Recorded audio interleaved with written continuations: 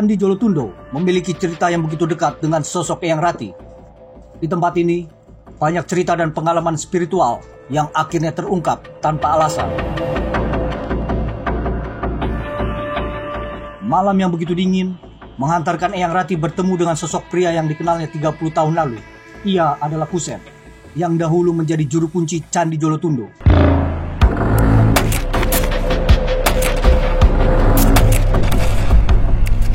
Kisah pertemuan keduanya tidak dapat dimengerti sebelumnya, hingga pada suatu ketika Kusen mendapat wangsit atau petunjuk untuk memberikan sebuah pusaka keris kepada Eyang Rati. Petunjuk itu membuat Kusen bertanya-tanya dalam hatinya, karena ia sendiri pun tidak mengenal siapa wanita yang dimaksud dalam wangsit tersebut. Dalam bayangan Kusen, sosok Eyang Rati adalah wanita yang berparas cantik dan lemah lembut ucapannya. Dia ngeliat rupa ya, ngeliat rupa tuh langsung cantik katanya gitu. Bukan aku, tapi begitu suaranya Eyang Rati yang keluar, dia baru percaya.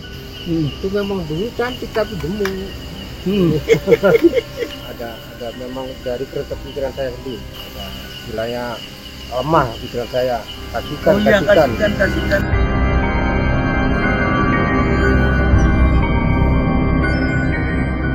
Singkat cerita, pengalaman mistis Eyang Rati di Candi Jolotundo yang dibangun karena wujud cinta Raja Udayana dalam menyambut kelahiran anaknya, yakni Prabu Airlangga, seolah menjadi kisah tersendiri dalam perjalanan spiritual Eyang Rati bersama Kusen. Bukan satu atau dua, Eyang Rati telah berkali-kali menerima pusaka dari Kusen sesuai petunjuk atau wangsit yang ia terima.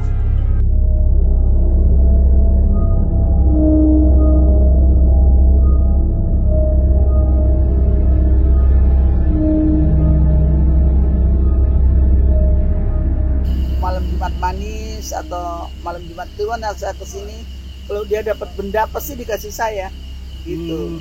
Titipan. Dapat benda apa mesti aku dikasih gitu loh. Meskipun benda itu mau dibeli orang, ada orang dari Surabaya, dari mana-mana, enggak.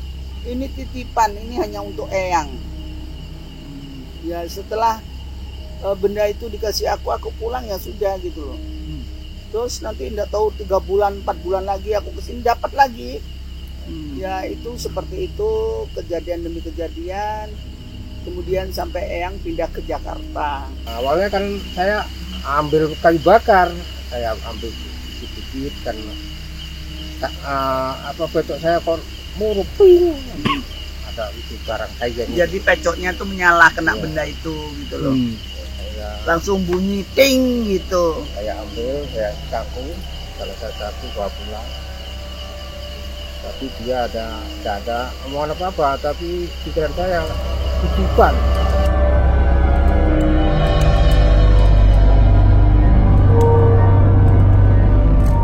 Ini memang di luar nalar, namun kisah-kisah spiritual Eyang Rati di Jolotundo bukan sekedar cerita tanpa bukti. Dan malam itu, saat bertandang kembali ke Jolotundo, Eyang Rati kembali mendapatkan pusaka, sebuah keris berbentuk lurus bernama keris kendali.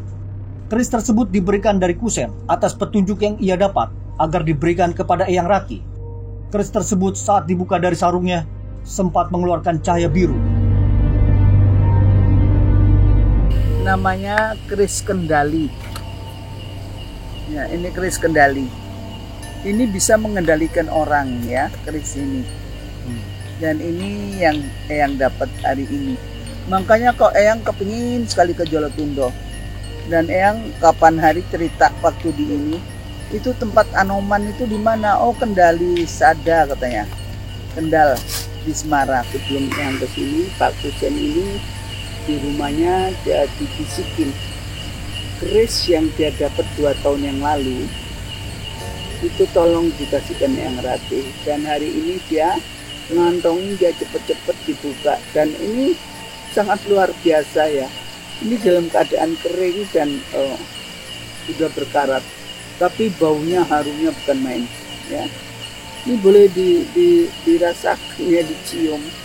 Dan ini bukan abal-abal, sesuatu abal-abal. Bahkan anak YouTuberku sendiri, Bang Jess, waktu keris ini dibuka, dia melihat cahaya. Padahal keris ini nggak bercahaya, tapi dia dari jauh sepertinya ada sinar seperti itu. Dan ini oleh-oleh dari Jolotundo, selalu yang mendapatkan oleh-oleh dari Jolotundo. Ada yang dapat sendiri 2 ya, ada yang dikasih Pak Kusen karena Pak Kusen dulu merupakan juru kunci di Jolotundo ini.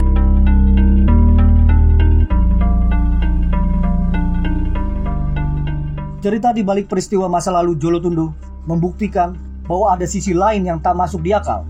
Namun semua itu terjadi sebagai tanda bahwa ada alam lain di sekitar kita.